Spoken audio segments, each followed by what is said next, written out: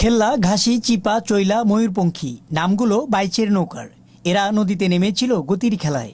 25 নৌকার জলে ছোটা এই প্রতিযোগিতা দেখতে কালীগঙ্গার দুই পাড়ে হাজির হাজার হাজার মানুষ।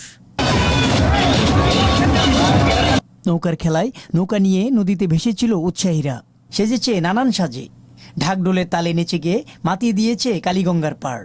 নদীর পাড়ে বসেছিল গ্রামীণ মেলাও। আমার হাজবেন্ড, আমাদের ভাই বোন, আমাদের সব ফ্যামিলি নিয়ে আমরা এখানে নৌকাবাজ দেখতে আসছি। এটা ঐতিহ্যবাহী নৌকাবাজ, প্রতি বছরই হয়।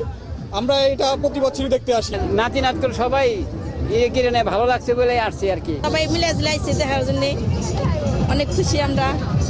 আমরা আশা করি প্রত্যেক বছর এরকম নৌকাবাজ যেন হয়। এই ঈদের পর নৌকাবাজ হয়, ঠিক আছে, প্রতি বছর হয়ে আসতেছে এবং মোটামুটি বেশ মানুষের সমাগম হয়। দুপুরের পর বাইচের রীতি মেনে নৌকাগুলো শুরু করে নদীতে ঢেউ তুলতে। জলে ছুটে মানুষকে আনন্দ দেওয়ার পাশাপাশি নিজেরাও আনন্দ পায়। 50 বছর ধরে আমরা নৌকা বাইচ দেই। আমার খুব আনন্দ লাগে, ভালো লাগে, তাই আমরা বাইচ দেই। যেখানে নৌকা বাইছে সেখানে যাই আমরা। আমাদের কামই নৌকা বাইচ দেওয়া সরকার।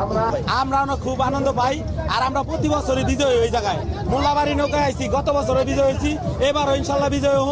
আয়োজকরা জানান, মানুষের বিনোদনের জন্য আগামীতেও এর আয়োজন করা হবে। নৌকাবাজ দেখে মানুষ আনন্দ উপভোগ করবে, এই জন্যই মূল উদ্দেশ্য। এই নৌকা বাইচকে আমরা উৎসাহিত করব।